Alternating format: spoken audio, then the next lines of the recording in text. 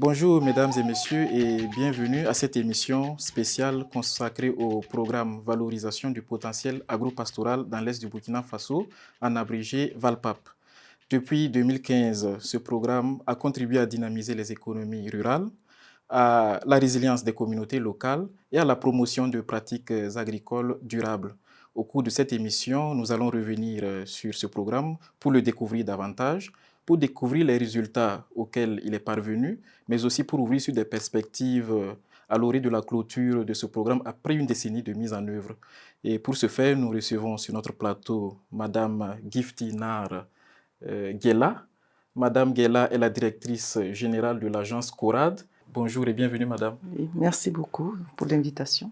Nous recevons également Monsieur Salifou Saré. Monsieur Saré est chargé de programme économie locale au sein de la coopération suisse au Burkina Faso, le partenaire technique et financier du programme. Bienvenue, Monsieur Saré. Merci à vous pour l'invitation. Et nous avons aussi à nos côtés Monsieur Roger Tirogo. Monsieur Roger Tirogo est chef de service planification au sein de la Direction générale de promotion de l'économie rurale, qui est une direction générale du ministère en charge de l'agriculture. Bienvenue, Monsieur Tirogo. Merci. Et sans transition et d'entrée de jeu, pourquoi le programme Valpap, Madame Guela? Merci beaucoup de cette question. Nous savons tous que l'économie de notre pays repose sur le secteur rural, notamment sur l'agriculture. Et la région de l'Est est l'une des régions qui recèle le plus de potentialités, mais aussi confrontée à diverses contraintes. Et donc, ce projet est venu pour accompagner les acteurs de ce secteur-là à pouvoir surmonter ces difficultés, réunir les conditions nécessaires pour valoriser tout le potentiel que recèle cette région. Alors, le projet, il s'est mis en œuvre sur 10 ans. Est-ce que vous pouvez revenir sur le phasage et qu'est-ce qui a été fait de spécifique d'une phase à une autre? Le programme a connu 3 phases, les 2 premières phases de 4 années et la dernière phase a duré 3 ans.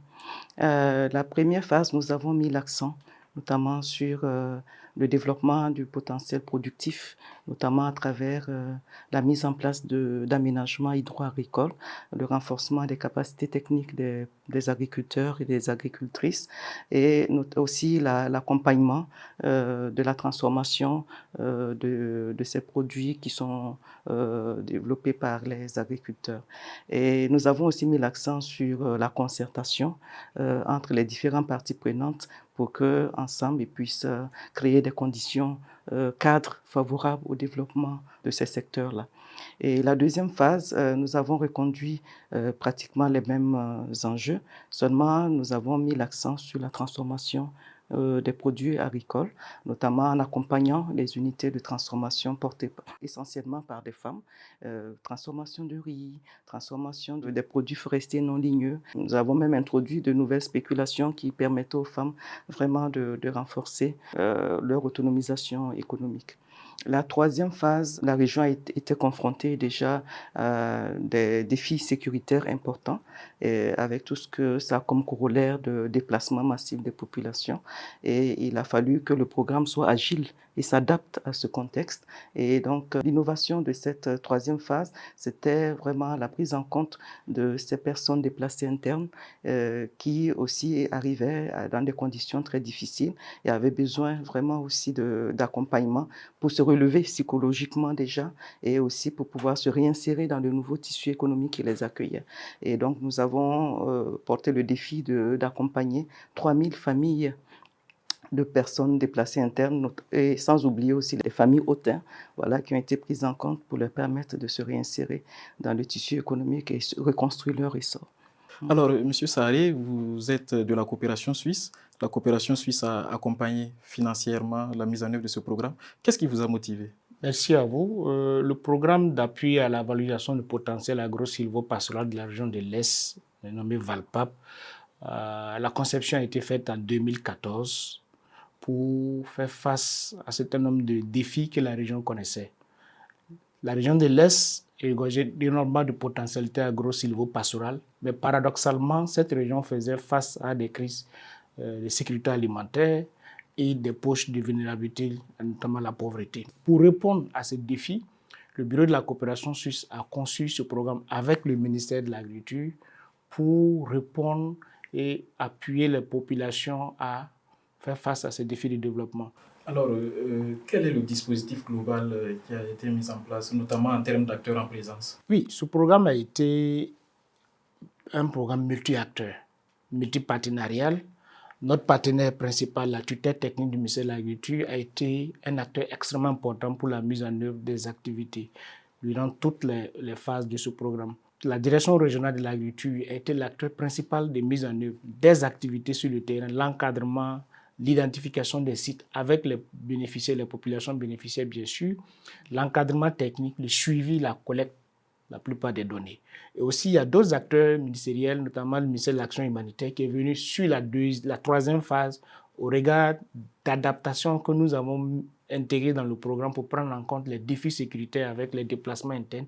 Il fallait s'appuyer sur ce ministère dont la première mission de faire l'assistance aux personnes déplacées et éventuellement aux personnes retournées. Aussi le ministère de la Jeunesse et de la Formation professionnelle parce que la deuxième phase avait un gros pan, notamment le développement de l'emploi décent pour les jeunes, la création de revenus pour les femmes. Donc ce ministère était un axe aussi important pour l'accompagnement, l'identification des jeunes et les acteurs qui devraient bénéficier des produits, des résultats de ce projet. Aussi, la Chambre régionale d'agriculture est un acteur important parce que ce sont ces membres qui sont les premiers bénéficiaires. La Chambre régionale a accompagné ce programme pour la mise en œuvre de toutes les activités. Aussi, toutes les ONG locales qui ont pu accompagner, qui ont été des porteurs d'initiatives, ont été des acteurs importants de ce projet. Et aussi, en dernier ressort, on va féliciter l'agence, le consortium CORAD au départ, CORAD ACAD, qui a mis en œuvre la première phase, ensuite CORAD ACAD pour la deuxième phase, et le nouveau consortium qui a intégré un acteur humanitaire qui est Caritas, qui a apporté cette valeur ajoutée, notamment la connaissance des approches Nexus avec une nouvelle approche de la graduation qui a permis de travailler sur les questions de résilience, de relèvement des populations, d'inclusion financière et de donner des opportunités aux personnes déplacées ou retournées de s'insérer dans le tissu social. Donc, voici un certain nombre d'acteurs qui ont permis à ce programme d'avancer et aussi, surtout, aux responsables du programme budgétaire, la Direction générale de l'économie rurale, qui a été un acteur aussi important pour l'accompagnement, l'orientation stratégique de ce programme, et la Direction générale des études statistiques sectorielles du ministère de l'Agriculture pour tout ce qui est comme suivi. On a tantôt parlé de l'action de suivi sur le terrain parce que c'est un programme conçu avec le gouvernement. Il va de soi que le gouvernement puisse avoir son regard, ses orientations sur la mise en œuvre du programme et aussi l'accompagnement des partenaires opérationnels pour ce programme-là. Alors, je vais me tourner maintenant vers M. Tiraogo. M. Saïd l'a dit tantôt, c'est un programme qui a été co-construit avec le ministère. Alors, en termes d'alignement, en quoi les objectifs de ce programme ont contribué ou contribuent effectivement aux missions, j'allais dire, du ministère en charge de l'agriculture? Donc, il faut dire que dans sa formulation comme dans sa mise en œuvre, le programme VALPAP c'est parfaitement aligné aux référentiels nationaux, que ce soit au niveau supra qu'au niveau sectoriel. Donc, notamment au niveau transversal, on peut citer le plan national pour le développement économique et social, le PNDS. On peut citer la politique nationale genre. Vraiment, il faut peut-être mettre vraiment un accent là-dessus parce qu'effectivement, sur le terrain, ça a été vraiment une réussite en termes de contribution des femmes comme bénéficiaires du programme. Au niveau sectoriel, on peut citer le plan stratégique national d'investissement agro-silvopastoral PNIASP, en tout cas à travers ses axes opérationnels. Donc, le programme a su vraiment s'aligner parfaitement. Effectivement, lors de nos suivis, en tout cas, on a relevé effectivement cet alignement-là. Alors, beaucoup de programmes, projets de développement se mettent en œuvre sur la dimension agricole, agro-pastorale. Et en quoi VALPAP, pensez-vous, a été différent ou a été un plus par rapport à ce qui se fait d'habitude dans notre pays? Ok. Merci beaucoup. Alors, VALPAP, dans la région de l'Est, s'est distingué à plusieurs niveaux.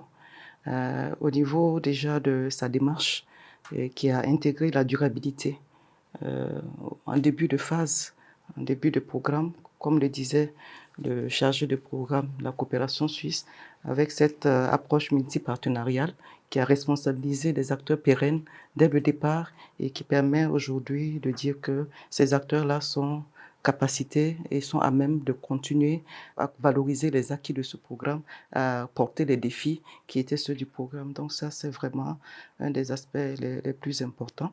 Le deuxième aspect, c'est que le programme a été focus vraiment sur le terrain. Sur le terrain, on a acquis énormément de résultats, que ce soit en termes d'amélioration de la productivité, la génération de revenus, et le représentant du ministère le disait, en termes d'implication des femmes. C'est un programme qui a énormément mis en avant en première ligne les femmes, notamment dans les filières sur lesquelles elles sont actives, notamment aussi dans des segments de filières où elles sont actives, notamment la transformation. Donc aujourd'hui, on peut s'enorgueillir d'avoir des unités de transformation très performantes qui alimentent des cantines scolaires avec des centaines de tonnes de riz transformés. Donc ça, c'est vraiment pour donner un exemple parmi tant d'autres. Alors, le programme aussi a eu une attention particulière pour les jeunes. Vous savez qu'en milieu rural, pour que des jeunes puissent développer leurs propres exploitations, c'est très difficile. Ils sont confrontés au problème d'accès à la terre, à l'accès au financement. Et donc, nous avons pu mettre en place vraiment des stratégies innovantes pour permettre à des villages de dégager des terres, pour installer des jeunes, pour permettre à ces jeunes d'accéder au financement.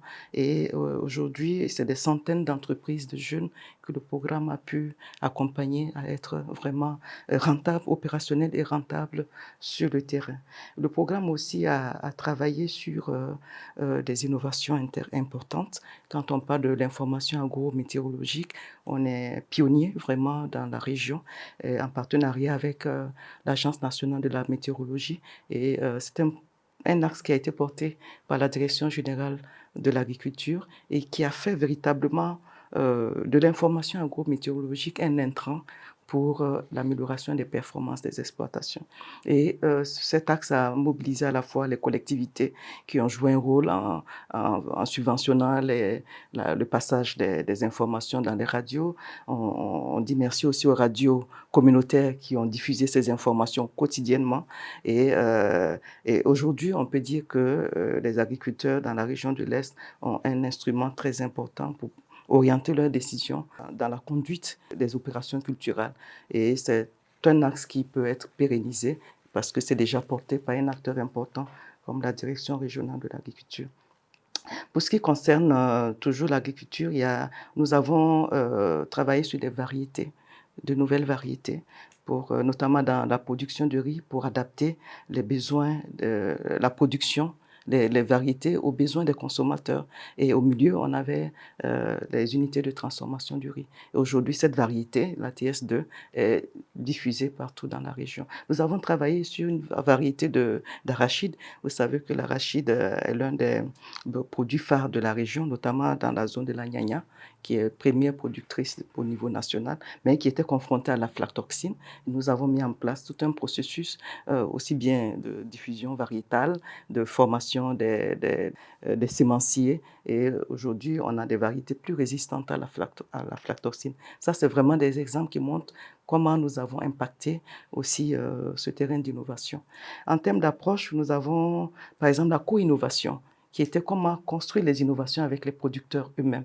Et donc avec des acteurs comme l'université, Agrinovia, qui est un master de l'université, mis en place un processus qui a impliqué la recherche, les services de vulgarisation et les communautés pour vraiment repérer les innovations dans les milieux, les tester avec les communautés, les valider avec les communautés et les diffuser.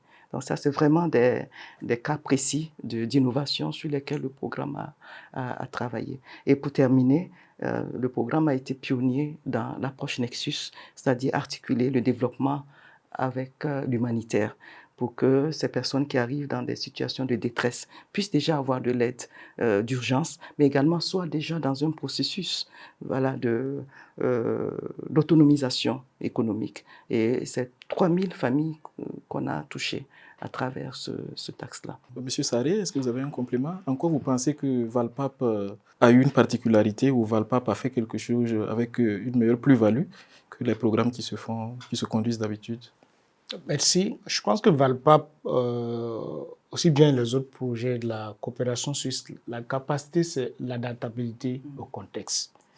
Parce que quand on démarrait ce programme en 2015, on n'avait pas prévu toutes les activités, naturellement, mais il se posait à nous un défi, le barrage de Bogandé qui venait de céder. On n'avait pas prévu d'activité.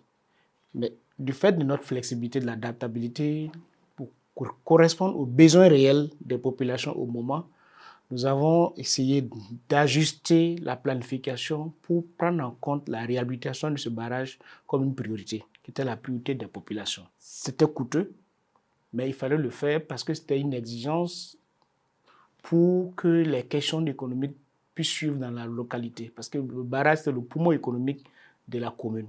Et c'était devenu la priorité des populations. Donc nous sommes adaptés au regard des moyens qu'on avait et pouvoir faire la réhabilitation de ce barrage. C'est pour dire l'adaptabilité, la flexibilité, la mise en œuvre de programmes, c'est cette qualité aussi qui permet au projet du Bureau de la coopération suisse, dont le VALPAP, de répondre réellement aux besoins.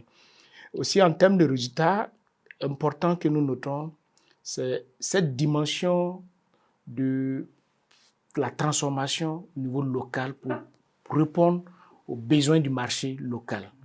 Madame Gifty le disait, le renforcement des capacités d'infrastructures et d'équipement des unités dont les femmes étaient leaders était un élément important. Je pense que c'est quelque part un précurseur de l'entrepreneuriat féminin dans la région de l'Est et ça c'est important. Ces femmes permettent de répondre au marché institutionnel, d'offrir la possibilité aux ONG humanitaires d'acheter localement et de faire de la distribution. Et aussi un élément important, je reviens sur l'approche graduation qui a intégré ces ménages, les 3000 ménages, mais aussi en répondant à un besoin, c'est besoin de protection sociale, l'alimentation, l'inclusion financière avec les associations villageoises d'épargne et de crédit qui ont permis aux femmes de se mettre ensemble leurs épargnes et de faire du crédit pour répondre à un besoin de financement de leurs petites actions, leurs activités génératrices de revenus. Parce qu'avec le contexte, les institutions de microfinance classiques sont recentrées dans la ville de Fada. Mais comment ça se passe dans les autres localités, les petites localités où il n'y a plus d'institutions de microfinance? Donc ça, c'était un élément assez fort et ça a permis aux femmes de conduire des activités génératrices de revenus et aussi également d'intégrer les unités que nous avons renforcé les capacités. Ça aussi, c'est important. Un élément important, c'est la production de proximité. Nous faisons face à certaines localités dont l'accès devient difficile avec les questions d'insécurité, notamment la ville de Diapaga, de Pama, de Kompienga, où on a mis en place un dispositif de production de proximité. Ce sont des semences maraîchères assez légères que nous envoyons à ces populations à travers le vol UNAS qui leur permet de produire et de consommer local. Ça renforce les résiliences et ça permet aux populations d'améliorer le bol alimentaire au niveau local. Ça, c'est important parce que les questions de résilience, peut-être on n'a pas besoin de beaucoup de choses, mais il faut répondre aux besoins prioritaires des populations. Je pense que ça, c'est important. Et la collaboration avec la direction régionale est un élément assez fort.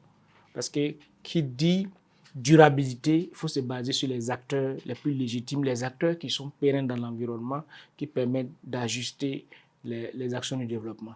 Et aussi, dans cette approche Nexus, nous avons travaillé avec des ONG locales, notamment l'ONG Tintois, l'ONG Apil, qui sont dans l'environnement et qui ont été capacités sur cette approche qui permettent d'intégrer au fur et à mesure les personnes déplacées, de les capacités, qu'ils se remettent en confiance pour pouvoir conduire les activités de développement. Je pense qu'avec cette expertise dans l'environnement que ces ONG viennent d'avoir, c'est un plus dans la durabilité de nos actions sur le terrain. Alors, M. Tirago, tantôt on a parlé de flexibilité, d'adaptabilité du programme par rapport à l'évolution du contexte. Pour vous qui êtes au niveau de la planification, est-ce un atout? Donc, effectivement, l'adaptation du programme VALPAP peut être un atout. Parce qu'il faut dire que depuis un certain nombre d'années au ministère, il y a eu des réorientations stratégiques pour prendre en compte certains besoins afin d'intensifier la production. Dans un premier temps, on a eu la question du renforcement de la mécanisation dans la production agricole.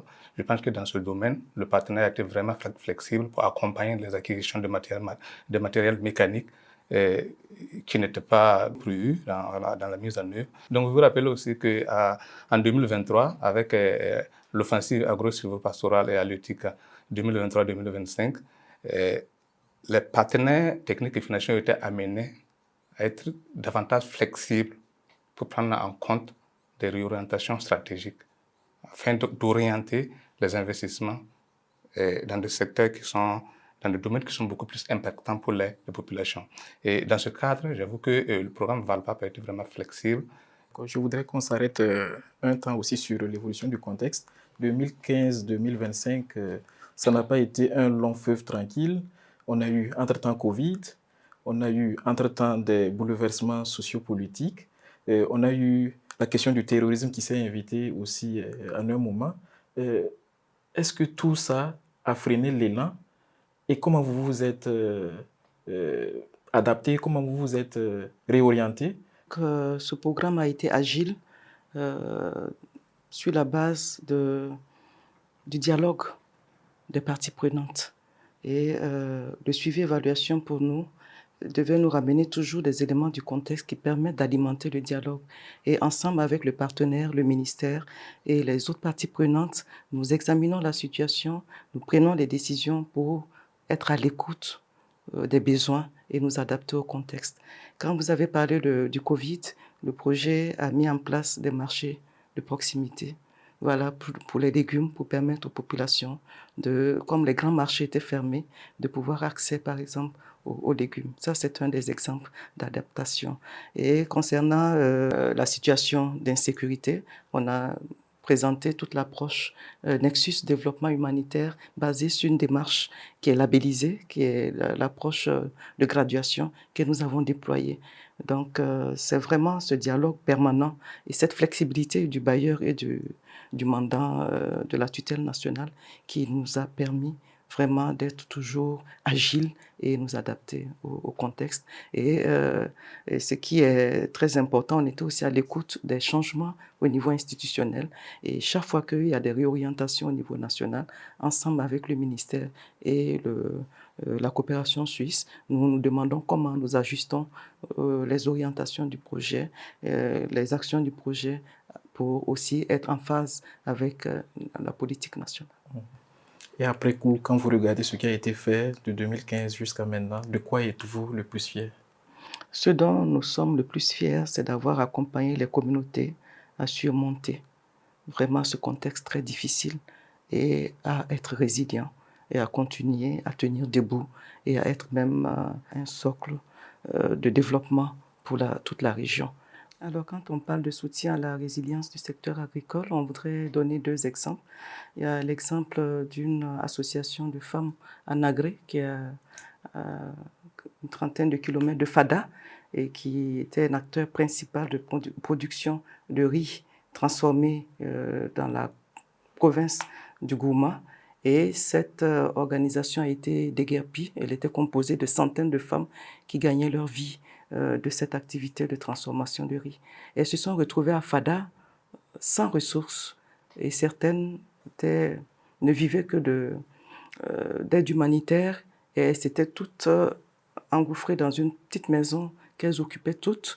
Et grâce à la flexibilité du partenaire de la coopération suisse et avec les conseils du ministère, nous avons pu disposer d'un espace mis à disposition par la mairie pour reconstruire une infrastructure de transformation et qui a permis aujourd'hui à ces femmes de se réintégrer, de se réapproprier leur unité de transformation. Et aujourd'hui, elles sont celles qui approvisionnent l'ensemble des cantines, au-delà même de la province, des cantines de la région. Et c'est des centaines de familles qui, grâce à cette flexibilité, ont pu être résilientes et relever ce défi-là qui a été celui de l'insécurité. Et on a plusieurs exemples de jeunes, des jeunes entrepreneurs agricoles que nous avons accompagnés, qui se sont retrouvés à Ouaga en train de chercher des petits métiers que nous avons pu accompagner à revenir dans la région, à se réinstaller et à développer des activités de production, notamment en maraîchage. Aujourd'hui, ils sont de grands fournisseurs de produits maraîchers dans la région. Si le secteur agricole ne tient pas, tout l'édifice au niveau régional va s'effondrer. Et nous pensons que nous avons contribué avec évidemment d'autres acteurs à ce que ce secteur tienne malgré les énormes contraintes auxquelles il était confronté. Et pour nous, c'est une grande fierté. Monsieur Sarré, est-ce que aujourd'hui vous êtes satisfait de vous être engagé dans la mise en œuvre de ce programme?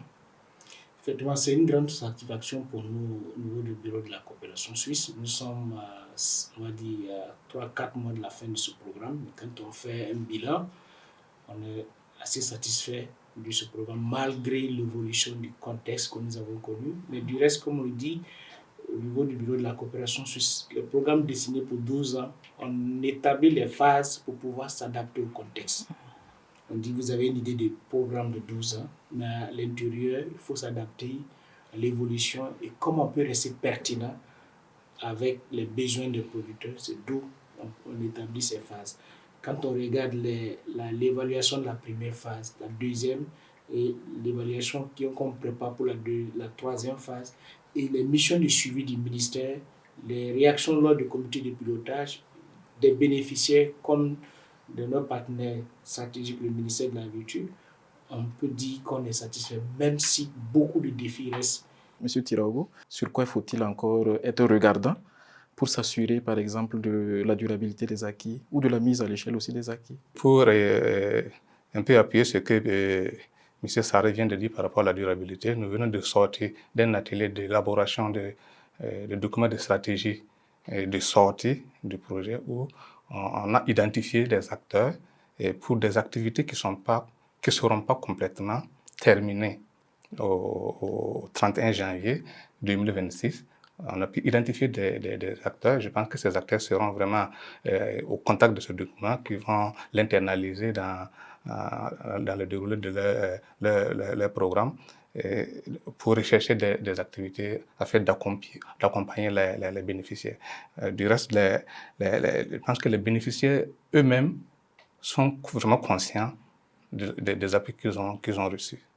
Réellement, ils sont vraiment conscients. Donc, je pense qu'on peut être vraiment serein quant à la durabilité des acquis. Au niveau du ministère, je pense que le dispositif d'appui conseil, en tout cas, qui a été impliqué dans la mise en œuvre des activités du projet sur le terrain, en tout cas, est un moyen essentiel pour l'accompagnement des bénéficiaires après le retrait du programme. Je pense qu'il est ressorti ici que des ONG ont été impliquées dans la mise en œuvre. Effectivement, c'est des éléments, des acteurs aussi qui peuvent continuer à appuyer les bénéficiaires sur le terrain. Et la question d'appropriation des acquis des projets, ça relève vraiment du ministère. Je pense que les services techniques de concentrer sur le terrain sont là pour ça. Et de ce côté, il n'y a pas de problème, mais c'est vrai, le défi reste toujours là parce qu'il y a des questions de financement aussi qui vont se poser toujours. Je prends par exemple le dispositif IAM, voilà, donc l'information agrométéorologique comme intrant agricole. Donc le projet l'a financé. Après le programme l'a financé. Il est en train de se retirer. Il faut de l'argent. Mais je pense que au niveau du ministère, les réflexions sont en cours pour voir comment on va porter le plaidoyer au plus haut niveau pour qu'après le programme, l'IAM soit considéré comme un intrant agricole au même titre que les autres intrants pour pouvoir bénéficier de financement pour les producteurs. Le programme Valpap prendra fin à la fin 2025. Comment vous voyez la suite? Alors, ce programme, nous sommes très confiants quant à la pérennité des acquis parce que le ministère est toujours là. Le ministère a porté des initiatives importantes de ce projet, de ce programme, et a donné des assurances que ces initiatives, notamment l'IAM, l'information agrométéorologique, la problématique d'en faire un intrant est clairement posée au niveau du débat politique, au niveau du ministère, et nous avons foi que ce processus va aboutir pour que les producteurs continuent à bénéficier de ces informations et orienter leurs décisions culturelles. Les unités de transformation sont fonctionnelles, elles sont sur le marché, elles ont accès à des financements, elles ont développé de la confiance avec les structures de financement et nous avons aussi cette confiance-là qu'elles vont continuer à fonctionner et à soutenir la résilience de milliers de familles. Aujourd'hui, les variétés que nous avons accompagnées à mettre en place se développent toutes seules parce qu'elles sont consommées et sont demandées par le marché. Et nous n'avons pas de crainte que ces variétés vont continuer à faire le petit bonhomme de chemin. Donc il y a un défi sur lequel nous souhaitons que le ministère continue à apporter des actions, c'est la labellisation des produits agricoles. Parce que le projet a énormément investi dans l'amélioration des processus de qualité, de la gestion de qualité, dans les pratiques, dans la formation. Et malheureusement, nous n'avons pas réussi à labelliser un seul produit, indépendamment de notre volonté, parce qu'il y avait vraiment des facteurs qui étaient hors de notre contrôle. Et avec les femmes, nous avons rêvé de ce label, le riz du Goulmou. Voilà, et ce label n'a pas pu être mis en place et nous avons bon espoir qu'avec le suivi du ministère, avec l'engagement au niveau politique de valoriser les produits locaux, nous allons bientôt avoir ce riz du Goulmou qui sera mis à la disposition des consommateurs qui pourront vraiment apprécier ce riz-là au-delà des frontières de la région. Madame, quel mot vous avez à l'endroit des partenaires dans la région de l'Est avec lesquels vous avez collaboré durant tout ce temps?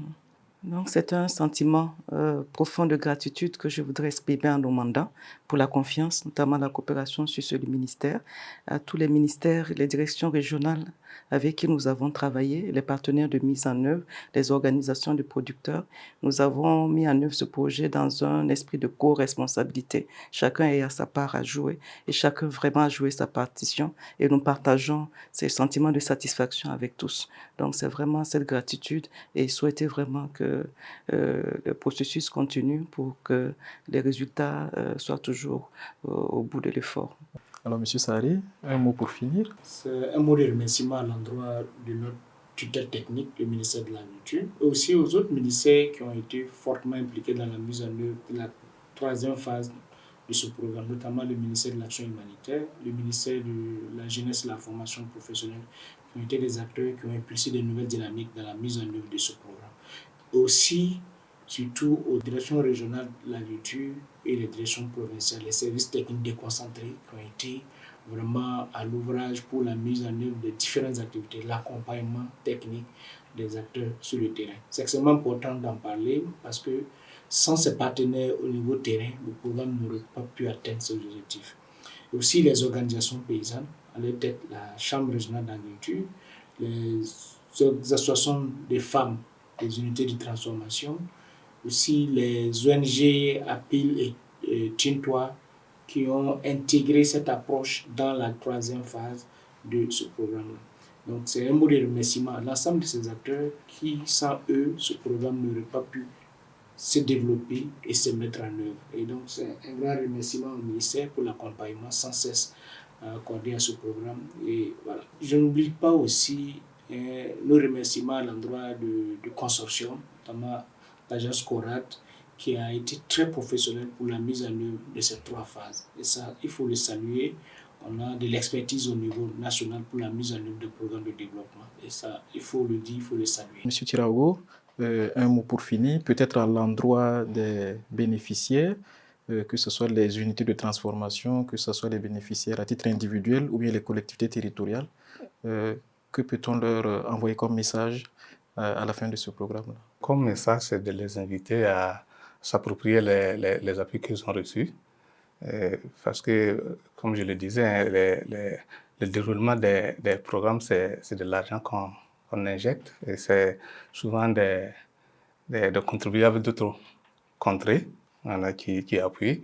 Donc, s'ils ont eu la chance de les avoir, donc c'est de tout mettre en œuvre pour fructifier et que ce soit bénéfique pour ceux qui n'en ont pas bénéficié, dans la région ou même au-delà de la région. Donc, permettez-moi, avant que les voix les plus autorisées ne les fassent, de remercier la coopération suisse vraiment pour cet accompagnement et beaucoup plus sûr vraiment pour la flexibilité exemplaire qui a permis vraiment d'adapter le financement aux besoins qui sont vraiment changeants de nos populations. C'est vraiment là un exemple de partenariat que le pays a besoin. Donc, je voudrais aussi remercier aussi le programme VALPAP qui a été vraiment présent lors de nos sorte de suivi, supervision, conjoint avec le ministère en charge des Finances, pour voir les réalités sur le terrain. Vraiment, ils ont été là à chaque fois. Depuis la première fois, chaque année, on a pu effectivement faire 2 sorties par an pour aller regarder la réalité du terrain en rapport avec ce qui se dit dans les rapports. Vraiment, c'est de les remercier et qu'on espère que la coopération se restera aux côtés du gouvernement du Burkina Faso, voilà, pour d'autres chantiers de développement. Le programme VALPAP aura ainsi donc marqué une décennie d'apprentissage et de partenariats fructueux pour la valorisation du potentiel agropastoral dans l'Est. Nous disons merci à vous qui avez accepté le déplacement pour nous entretenir au cours de cette émission. Merci aussi à vous qui nous avez suivis et nous prenons rendez-vous pour un autre numéro.